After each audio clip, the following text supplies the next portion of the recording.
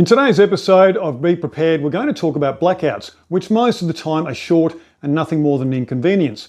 However, if the blackout starts to go for a bit longer, half a day, multiple days, then a little bit of effort now can save you a lot of stress later.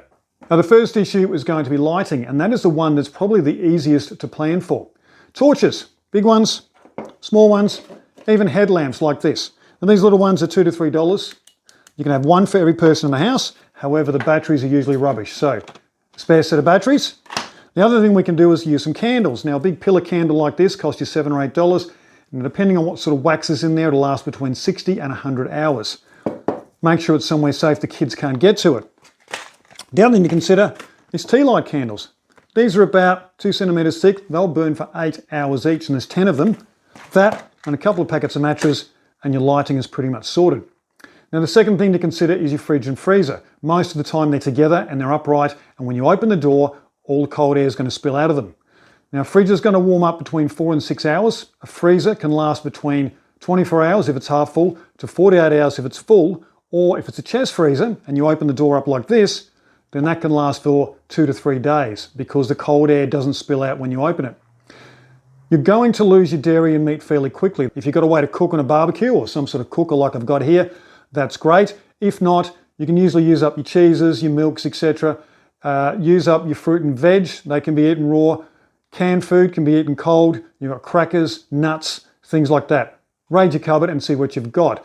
Now, most water utilities have a generator, so the water's going to keep coming. However, if the generator runs out of fuel or there's a problem, you might want to think about a box or two of water. Now, these are 10 litres. They're just a bag of water or containers of water, and if there's ever a problem, you've got enough drinking water for a couple of days. Now, don't forget communication. So don't allow people to sit there playing games on their phone because they'll all go flat, and the only way you can charge them is if you've got a power bank or you start the car up to charge your phone. You're better off turning all the phones off bar one, and so that when the tower comes back on, you know you've got coverage. What you could have potentially is a battery operated radio. This sits in my emergency bag, and that'll allow you to listen into the emergency channel. Now, the last thing to consider is comfort. If the blackout happens when it's hot, you're going to have to use wet towels to cool yourself or just the breeze from opening the doors and windows. If it happens when it's cold, make sure you've got blankets and enough warm clothing for everybody. Also, pack of cards, jigsaw puzzle, board games, books, those sort of things. Just have a few spare, and that'll keep people busy until the power comes back on.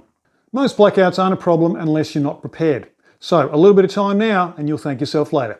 All right, guys, thanks for your time. And until next time, stay safe. See ya.